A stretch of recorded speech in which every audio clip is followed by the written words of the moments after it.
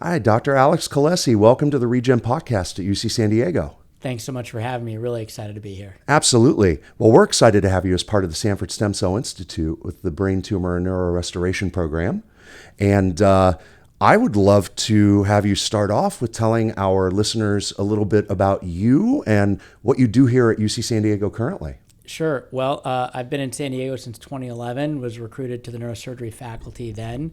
I am a cranial and endovascular neurosurgeon by training, so I do open surgery and use catheters to treat problems in the brain. Oh, wow. And then in 2018, was fortunate to be asked to be chair of the overall department. So I have 25 faculty surgeon partners across all the different domains of neurosurgery. And so as you can imagine, in that role, I've had broad visibility to the way that we actually treat neurologic disease. And one of the reasons I'm so excited about the Brain Tumor and Neurorestoration Center is because what we're able to offer patients today versus even 5 or 10 years ago is dramatically different. And the work and research we're doing in the center is a big part of that story. That's great. Yeah, let's talk about some of that.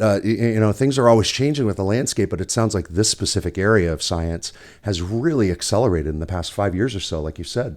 Give us a little bit of a high level perspective, but maybe dive in a little bit too. Yeah. So for folks who maybe don't have full visibility to the San Diego ecosystem, I think it's really helpful to think about the strengths of this ecosystem as it specifically pertains to neurologic disease. So if you think about your brain and spinal cord, it's a big part of how we interact with the world and what makes us us.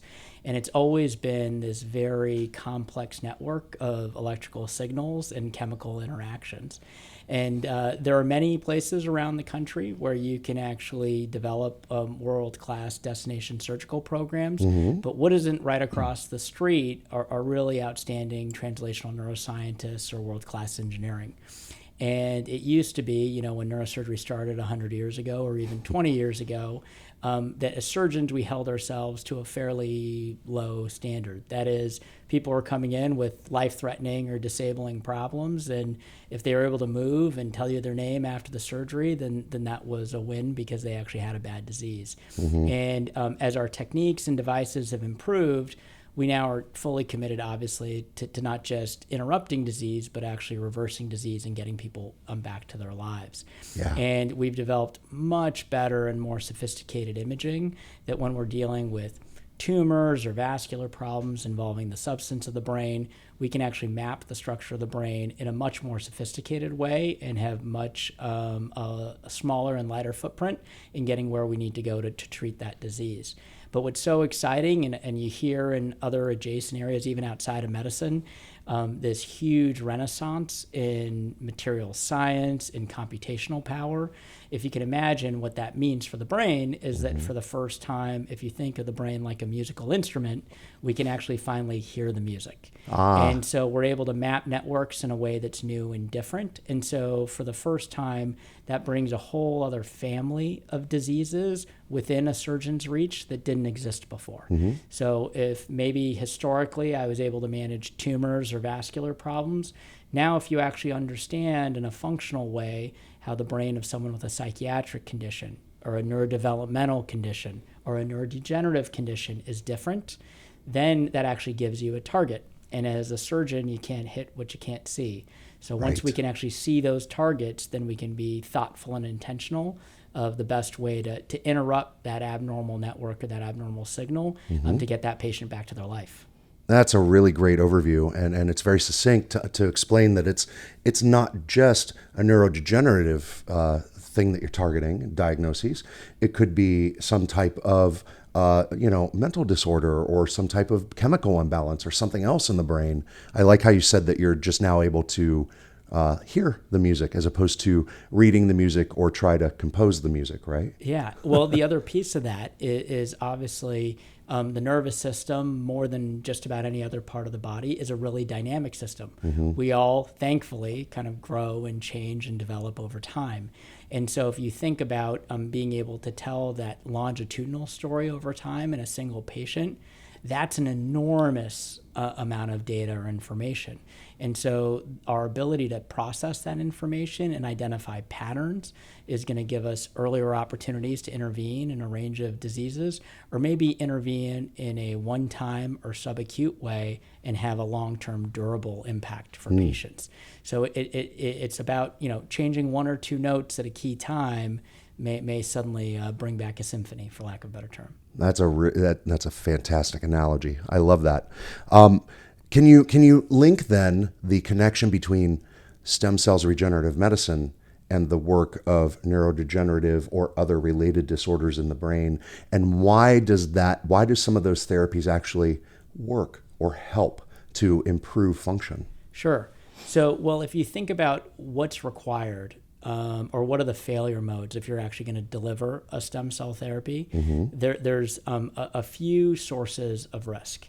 The first is actually being able to identify the right target. That is, you're putting the payload where you want to put it. And I can't say in the nervous system 10, 15 years ago, we were able to reliably, with sub-millimeter accuracy, deliver those payloads. We have those tools now in both the substance of the spinal cord and in the brain itself. So being able to hit target reliably, particularly in something as eloquent as the brain, as you can imagine, is quite important. And that has greatly increased, as you said, over the past 5 years even. Absolutely. Got it. With real-time MRI guidance, understanding the volume that needs to, for example, be injected in what can be very dense areas deep in the brain. That technical issue is something that has, I don't want to say been completely solved, but largely solved, including some of kind of the biotech partners that we actually have here in San Diego, have been enormously helpful in advancing FDA-approved platforms in that area. Yeah. The second piece is once you've actually identified the right target, you need to have the right payload. And the nervous system is not monolithic. There are many different cell types, as you can imagine. And so making sure that you actually have the right cell line is equally important to exert the desired effect. And the third piece is that actually needs to be introduced in an atraumatic way. And so it's not just about getting a population of cells where they need to go. You need to then make sure that those cells are able to integrate appropriately in the broader surrounding network. So you asked about kind of what are the diseases in which we've had success. In general, those are relatively, in the context of the brain, simple networks where a discrete population of cells has been injured. And so you're able to actually, for example, in Parkinson's disease, where you actually have a loss of dopaminergic neurons in a very anatomically conserved part of the brain, that's a very, very good target to actually introduce cells for the first time in the hopes of actually restoring the function of that basal ganglia network. And that's a network that actually has a lot of what we call clinical eloquence, meaning that it actually pulls through and is dramatic and obvious in a patient's movement. So you notice a lot of the early restorative therapies have focused on motor disorders. That is, things like movement disorders like Parkinson's, or a lot of work's actually been done in spinal cord injury.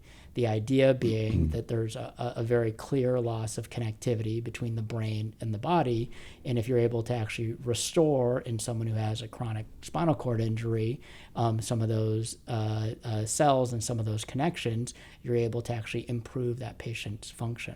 Wow. There's two other pieces there that are important, though. Whenever you're actually thinking about innovating, the most important is that the competing natural history, that is, the disease you're trying to fix, doesn't have good standard of care alternatives, and the patient actually has a fairly poor prognosis. So it's worth the risk of the introduction of stem cells in an effort to actually reverse that disease. And so I think that's why we've started with movement disorders and spinal cord injury. If you ask me in the intermediate term, where are we going to go as we actually map these networks better, biologic therapies like stem cells are almost certainly going to have even greater applications in other conditions that are non-motor applications once we actually understand those broader, more complex networks that are involved. And so you've heard about stem cells, for example, for stroke recovery, stem cells potentially for other neurodegenerative diseases like Alzheimer's. I think over the next decade, as we identify how Alzheimer's progresses, there are going to be clear opportunities to introduce a payload to reverse some of the progression of those kinds of diseases. therapies. Oh, wow. And so given the how fast the targeting has developed, you're pretty confident that here within the next decade, we may actually have real live therapies that make well more than a difference. Absolutely. Well, I think there are certain diseases that the first best solution is going to be a cell-based biologic therapy. Makes sense. And so as we characterize those diseases well, then you're going to be able to match the right therapy to the right target. And that's the reason why we're doing clinical trials right now on things like Parkinson's and those types of things through our Alpha Clinic. Yeah, absolutely. Yeah. And there, as I said, there are very few ecosystems, and that's why partnering with the Alpha Clinic has been so exciting for me personally. It's one thing to have the engineering tools; it's the other thing to have the GMP capabilities to build and have access to these commercial cell lines. But then putting that all together and having the infrastructure to make sure, for myself and for my faculty partners, every time we access the living brain, we want to learn as much as possible. And I do want to maybe raise, because I didn't emphasize it before, one other really important disease state where cell-based therapies have made a real difference, and that's actually in epilepsy. And the reason that's important is not in the way you think. Is if you think about epilepsy as a kind of an uncontrolled electrical storm in the brain, one really interesting cell-based therapy is the introduction of populations of inhibitory neurons, GABA neurons, to actually break that storm. And so we've had some early signal in first cases involving one of my partners, Dr. Ben Heim, who she's done an outstanding job placing some of these cells and getting much, much better seizure control in patients who are otherwise debilitated by epilepsy. So that's a great example of how the power of cell therapy to induce long-term changes in these networks in different diseases. Yeah. You have a really unique perspective on things because you're not just a practitioner, let alone a surgeon. You're not just a researcher in the laboratory. You're not just a business person with an MBA background. You see the big picture and you see the big landscape, bringing that all together as one. Well, that's generous. Thanks. Well, of course, yeah. Can you tell me about that perspective and how that's advantageous when you're able to work in an environment like the Sanford Stem Cell Institute that, in my mind, is well positioned here in an innovative biotech hub in San Diego. We're well positioned as part of UC San Diego Health and the health-based system. But we also, as you've said, we're an end-to-end institute that has a GMP facility that produces therapies, and we're bedside to bench, sometimes to orbit and back to bench, right? We can talk about space a little bit too. Good. Yeah. Well, we're going to talk about all of it. Yeah. So tell me first of all about that philosophy on the big picture and putting all those pieces together, because you've mentioned industry a few times. Yeah. And they're an important partner in this. No question. I think that more and more, particularly given the broader changes that are taking place in extramural funding, if you ultimately want to reach patients with therapies, that's going to involve some commercialization plan and partnership with industry. That's going to be quite important. And to answer your question directly, I think there are kind of two pillars to innovation that are quite important. One is to really try to limit and tighten your cycle time, kind of the Edisonian view of failure that is, I've never failed, I just found 10,000 ways that didn't work. I think that mindset is actually quite important. I love that. And making sure that you're learning from negative experiences as much as you're learning from positive ones. And then the second is really more of a platform perspective. And what I mean is, as I kind of outlined kind of those three failure modes, thinking broadly about where are we truly in the understanding of a given disease? And what I mean by that is, are we in the descriptive phase that we still have work to do to really understand a target and understand a network? Are we in we know the target, but we don't know the right therapy? Or we know the right target, we know the right therapy, we know how to select patients, we're still just trying to execute a high enough percentage of the time that we're able to actually move the needle for patients in a way where the benefit outweighs the risk. I think really being introspective about where you are and your understanding of different diseases, particularly in the nervous system, it allows you then, when you aren't yet successful, to recognize how to do a little bit better the next time. And so when I think in a platform way, once we really map these networks, sometimes the right answer is going to be a cell therapy. Sometimes the right answer is going to be an implant and stimulation. Sometimes it's going to be sonification with focused ultrasound or TMS, transmagnetic stimulation. And it's about being somewhat agnostic or having the luxury of being in an environment where you have all of those tools at your disposal. And so you can actually match the tool to what the disease is asking. I know that, and we'll get to space in a moment because it's super please. exciting, especially for our audience. But you mentioned something about the different modes of delivery for some of the therapies. Is that because legitimately and literally we are all wired differently, or is that because different diseases respond differently to different modes of treatment? Different diseases respond differently to different modes of treatment. But as I touched on earlier, we're all very dynamic. Yeah. So what you need on day 1 of therapy may be different than what you need on day 100 of therapy. And so the real answer to your question is that variance from person to person is going to vary by disease. Gotcha. And that's precisely the journey that we're going to need to go on, and the richness that'll come with having a lot of data points with each patient. Because ideally, over time, we will actually understand those differences a little bit better, and then a priori be able to pick the right people for the right problem. When you start to do something, it's very empiric. It's trial and error. It's like, we thought this was going to work, and there are some people who are dramatic and, amazing responders and others less so. And then you start to actually then parse after that treatment, well, why did these people do well and these other folks less so? Right. And then feed that back to select your patients better the next time. And so I think we're just starting to go on that journey with some of these diseases. Okay. And so that's a big part of the reason why the trajectory of progress is going to be exponential. The best example I can give you is in my own area of cerebrovascular disease in a different context. When we started treating patients with large vessel stroke, that is a stroke, for the benefit of your audience, is a blockage of one of the arteries of the brain. In the absence of restoring that blood flow, part of the brain dies and leads to an irreversible injury. We used to not be particularly good at getting those blood vessels open with catheters. We then became really good at it, but wasn't showing benefit because we didn't know who would actually benefit the most. Sure. And it was only after we actually became much better at selecting our patients that we were able to show dramatic benefit across a range of trials. And we called it kind of the penicillin era stroke, where you only needed to treat 2 or 3 patients in those trials to save someone's life. Oh, wow. And so you can't imagine having a signal that strong, and then why did it take so long to prove it was successful? It's because we weren't picking the right patients. That's fair. And so I think that's a really important lesson as we actually start to think about this next era of cell-based therapy. Yeah. So part of that new era next era is space. I mean, it's already here. Yep. We're already doing a lot of exploration in space. Tell me about the intersection of that with the work that you're doing. Well, I think there are 2 major ways that I think being able to conduct science at the ISS and in a space environment, and full disclosure, in partnership with the Sanford, the tissue that we've taken, both cortical tissue and tumor tissue, has been to space, and so we're already seeing the dividends of that partnership. There's 2 major ways.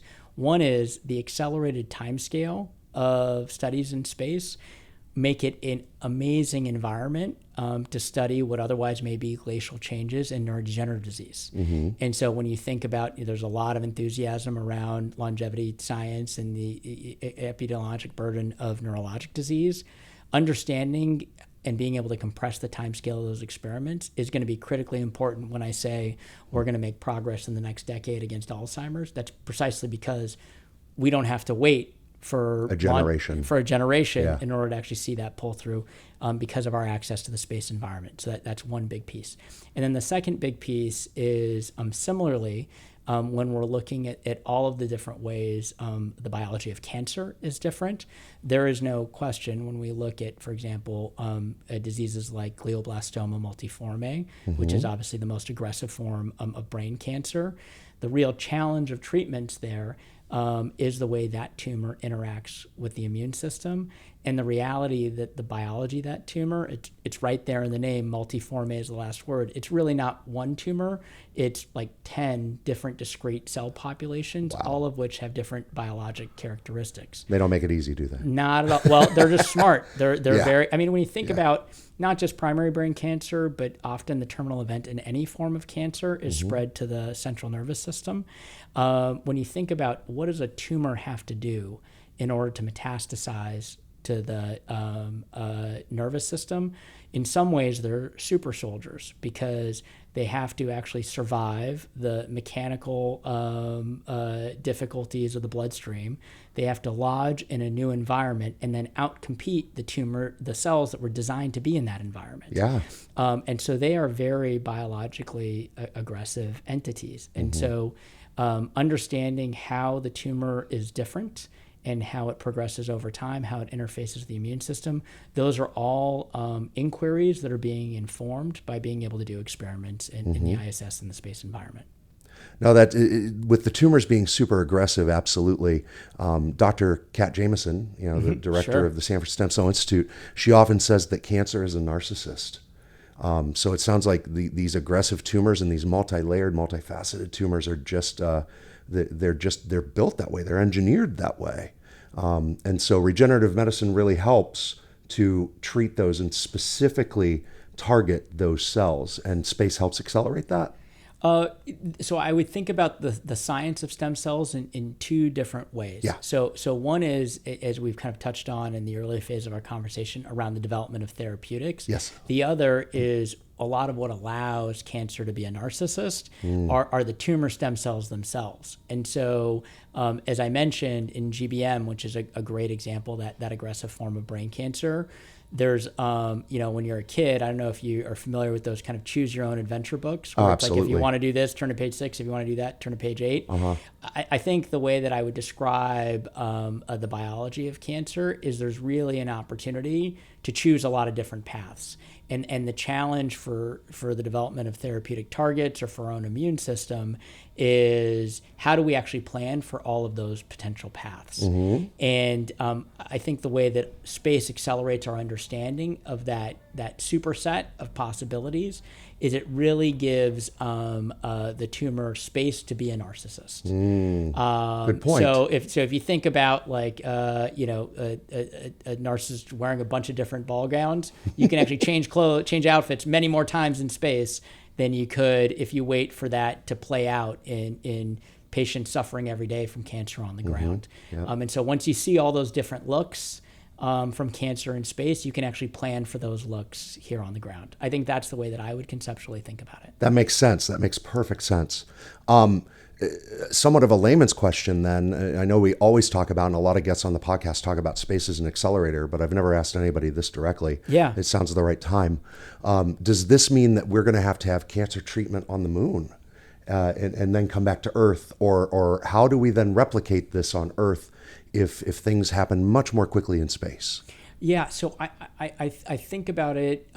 We haven't yet identified a therapeutic target where in order to take advantage of that therapeutic target, the treatment itself would need to be in space.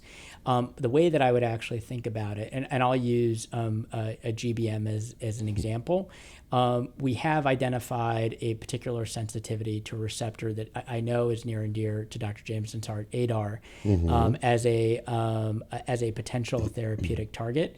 And so the question is, which one of those GBM looks is associated with, for example, an ADAR sensitivity? So then here on Earth, for that subset of patients, we would know that targeting that receptor may be actually a path to a therapy. And so that's kind of the flywheel of how the science of space today would potentially inform treatment.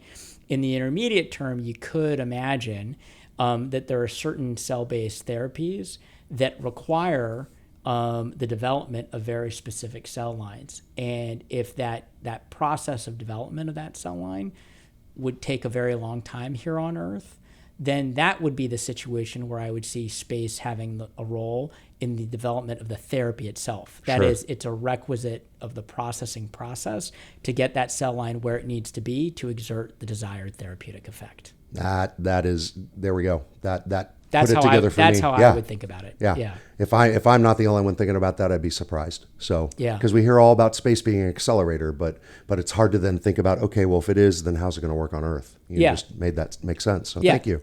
Of course. Yeah. I mean, payload science divides into two distinct phases in my mind. One is it helping us understand a disease on a time scale we couldn't understand on Earth?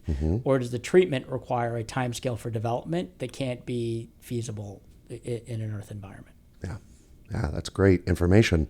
Let's back up a little bit. How did you come to UC San Diego? How are you here with us at this point in your career? I assume that when you were a kid, this isn't exactly what you thought you might be doing? No, not at all, actually, which is actually uncommon for a neurosurgeon. Obviously, as chair of the, no, I'll tell you, as chair of the department, it's always a humbling thing for me because I'm fortunate to interface with inspiring medical students, residents, and fellows every day. And more, I can tell you, generations that are coming up, it feels like there are many 5-year-olds volunteering in brain tumor clinics and brain surgery clinics. Wow. People want to be neurosurgeons from the jump, and I was not that person. Truthfully, when I started medical school, knew I wanted to help people, didn't necessarily know I wanted to be a surgeon, fell in love with the operating room, and was originally interested actually in cardiac or transplant surgery. Interesting. And when I actually contemplated kind of the 30 years of my career, I really looked at where are the areas in which I thought we were going to make the most progress. And it was quite clear that the greatest opportunity was in neurologic disease. The surgeries were very beautiful. The anatomy is exquisite and it's technically demanding. But our tools at that time were actually quite limited. And so I would say that there's probably not an area of medicine that's benefited more from this kind of renaissance in device technology and imaging and visualization than neurosurgery. So we're in a much stronger position now to get people back to their families and back to their lives than we were when I started on my own neurosurgical journey. So that's made it really easy to get out of bed and come to work every day because it's been very, very gratifying to participate in that work. And then the why San Diego, I looked at, as I mentioned kind of at the beginning of our conversation, there are places that have destination surgical services where you can go and take very, very good care of patients. But I can count on one hand the number of places that has this depth of kind of generational expertise in the neurosciences and engineering. Yeah. And so when I think about what's next, we've really set up the infrastructure in our department that we're able to stream from our operating rooms and from our surgical labs at the Center for Future Surgery. So we have teams of neuroscientists and engineers that have a window into our workflow in the operating room and are able to see where our challenges are and where there are opportunities that make us better every day. And so my surgical partners know that I love kind of the pilot metaphor that, there's a danger in surgery of kind of developing this disease of self-congratulation because you work so hard to get where you are to keep patients safe and give them a good outcome. That there's a lot of justifiable pride maybe in being able to do the surgery. But I tell our teams, I said, you're the surgeon, it's your job to do the surgery. Pilots don't high five for landing the plane. You're the pilot, it's your job to land the plane. Fair enough. And so the people we should celebrate are the people who really come to work with the urgency to change the way surgery is done. And so you can help 498 out of 500 patients and celebrate for that patient those 498 times. But it's really those last two where you did everything you wanted to do, but you weren't able to change the natural history of that disease. And that's where science comes in, where you just have to really not be satisfied with 498 and really figure out a way to reach those last two and come up with new and better ways to do things. That makes sense. That's when the high five comes in. Yeah. Yeah. Then you did something special. Absolutely. And that's kind of the making of a career. You've touched on it a little bit. Why is science so important? Well, I think this is a particularly important moment in which it's important for us who've devoted our lives to science to kind of make that case and talk in very real ways of why that's relevant. Success in general terms is nonlinear. And the reason I emphasize that in response to your question is if you look at kind of one of the generational achievements that we've had in our conversation about space, Kennedy's charge to go to the moon. The reality is reaching the moon was only one positive outcome of that entire decades-long process.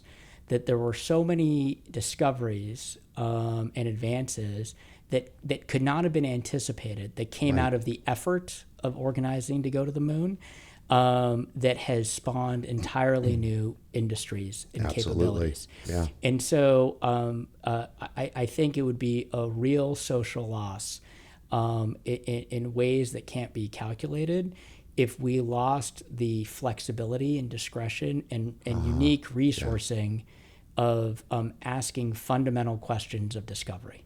Because it's really in answering those fundamental questions of discovery that everything else that you do that's potentially actionable, where I can draw a straight line between getting a yes or no answer to this question and a potential social benefit, you only get to have the luxury of those narrow questions if you've had someone make progress against the big questions. And so that's why when we talk about neurologic disease, if you just start with like, hey, let's understand the brain. Once you understand the brain and how it works and understands those networks, that will imply the treatment for 20 different diseases. And by the way, 6 of the top 10 conditions of death and disability in the United States are neurologic conditions. And so when we think about what's the best way for the human race to maximize its lifespan and health span, there is no question that the top of the list should be understanding the brain and the spinal cord. And that requires an investment in fundamental neuroscience. Absolutely. Where there's not necessarily going to be a pull-through or an immediate benefit. And that investment at scale can only really actually happen in environments like this one. Right. And especially in an interdisciplinary or cross-disciplinary environment. Oh, no question. Is your science and research and practice impacted by others that are not neurological, brain, spinal cord, and vice versa? Is your work influencing others in other departments, perhaps? I would say there's probably no area of medicine that's reliant on people that are stronger, better, and faster than me than neurosurgery. And so there's no question that just being able to do the signal processing on the complex networks in the brain require entire teams of computational scientists and engineers, folks who are deeply knowledgeable and expert in their particular domains. And it really takes putting together all of those different teams in one place to actually have an actionable story. We've talked about it in kind of very concentrated terms, but when you think about just what goes into the production of a stem cell line, that requires distinct teams of professionals to develop a single progenitor line, but then also be able to manufacture that at scale in a way that's safe for a human therapeutic. And so there is no question, a lot of people talk about, biomedical knowledge doubling every 5 years. The sophistication and intensity of our therapies rely more and more on subspecialty expertise. And so it has now become an impossibility to be like the lone towering figure as the surgeon in the operating room, and everything is a function of your kind of artisan performance. In fact, it happened, I gave a talk for kind of one of our academic societies, the Congress of Neurosurgeons, and what I advocated really strongly for in that talk was this idea of like an astronaut model of neurosurgery. That, to be an astronaut, you have to be a super high-performing person that's prepared for any situation. But if you've seen that movie, The Martian, there's a whole team of smart people in Houston who are actually keeping you alive. And so I think that's the right analogy for modern neurosurgery or making the progress against neurologic disease that we've talked about. It is going to take a village to move the needle in any one of these conditions, because if it was easy, someone else would have already done it. Yeah. What advice would you give to the next generation of students, not just those that have already chosen to go to medical school, but those people that are just naturally curious about these types of things, and maybe they're inhibited because math is a challenge or chemistry is a challenge, and so science isn't for me, right? Yeah. But those are still some of the people that we need with their skill sets. What advice would you give to them? Yeah, there's no question that as we just touched on, scientific teams require people with a broad range of experience and skill sets to make progress, not the least of which are the humanities and communication, and encouraging other folks to kind of come along. But in broad terms, the best advice I'd give is you always want to think about what's the luxury of the time we're living in, and what are the specific challenges of the time we're living in. So we're living in a time where there is frictionless access to massive amounts of information, but there's also a siloing of information, and there's a massive amount of confirmation bias. And so that leads to its own set of challenges in terms of kind of insular thinking and tribalism. And so how do you guard against that? I think the first piece that's required is to develop the discipline of routinely challenging your own assumptions. Have a healthy skepticism about things. But you touched on kind of the challenge of math and science. If I were to give kind of one piece of advice to folks, it's that don't judge what the right path is based on how difficult that first step is. Fair. In other words, and I'll use medical training as the example, mainly because it's the world I know well. I tell undergraduates and medical students all the time, I say, don't look at the lives of the residents, look at the lives of the attendings. Because ultimately, in the span of your career, residency is a short period. And if you choose your specialty based on the lives of the residents, that won't be kind of a very good approximation of your steady state. And so taking that long time horizon, I think, is the best advice I could give. The example, I'd also use is that skating and playing hockey are very different things. And so you could not like skating, or I played water polo. I didn't love swimming laps, but I loved playing water polo. And so you need to also have the perspective to recognize that this is a tool or a necessary skill set to get to something that I ultimately am passionate about and I ultimately want. Finding that meaning doesn't mean that you come to work joyful every day. It's that those things that are really fulfilling to you recharge you or give you the resilience to then hazard the 10 or 15% of things in your life which are hard, which are a challenge and may not feel joyful, but are the necessary work to get where you want to go. It's that combination of where our society has come to instant gratification plus I didn't succeed at first, so I'm just going to abandon this. Right? Or it must be that I'm not good at it. Right. And I think that's also something I should emphasize that is overstated and simplified today. That consistency is way more important than talent. When we're looking, I would much rather train someone who's committed to putting in the time day in, day out, than someone who believes they have a natural virtuoso skill set or spatial perception or really good hands. Because that person who puts in the work, if you get 1% better every day, 1 to the 365th power, 1.01 to the 360th power is like 37.7. Yeah. So you're 37 times better at the end of the year. And so, Warren Buffett is fond of saying that, the eighth wonder of the world is compound interest. And so you're either paying it or accruing it. And so you just have to decide which side of that equation you want to be on. I would say in terms of your own personal development, that is the best way to make progress. And the people who get frustrated are the people who say well, I did this today. Why haven't I seen the result yet? And just trusting the process and knowing that result will be there. If you put in enough of those days, I think is a real keystone for success. That's really inspiring and sound advice. It's very tangible. It's not pie in the sky. It's legit. Yeah. So thank you for that. Focus on what's in front of you. Yeah. And the rest of it will take care of itself, because you actually don't know what the challenge is going to be a year from now. It may be a pandemic. It may be something else entirely. So, but if you give your best on what's in front of you, you'll be well positioned for what comes next. Great point. My final question for you is, what are you most excited about that's coming in your field, or that you're about to work on, or that is immediate, or that you see on the near horizon, without giving away any secret sauce or embargoed information? Yeah, no, of course. Well, look, I think we've touched on a lot of it.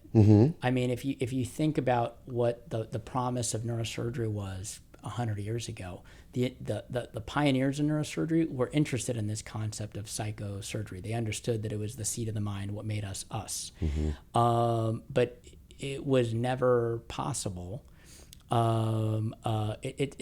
It's the same paradox. Maybe I'll say it differently. It's the same paradox as in astrophysics, where you can't remove the observer from the observed, and so because you can't do that, there are certain conclusions you can't draw. Yeah. But if you actually look at the renaissance we're seeing in that space, with the James Webb Telescope, with the Regent scope in Chile, we're actually seeing the surrounding universe in a way that's completely upending, generations of dogma in astronomy and astrophysics. And so we're understanding things in a much better way because we have much better descriptive tools.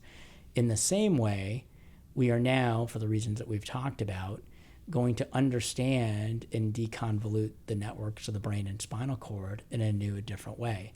And someone who's been charged and privileged to intervene on the brain and spinal cord, that's going to provide a rich and very empowering opportunity to reverse human disease, but also, I think, ultimately understand fundamental human questions about what makes us us and what makes us a little bit different. And if that's not, if our time on this earth is really designed to actually understand those things a little bit better and help other people, that this is really, that sort of foundational neuroscience is really at the intersection of both those important charges. Right.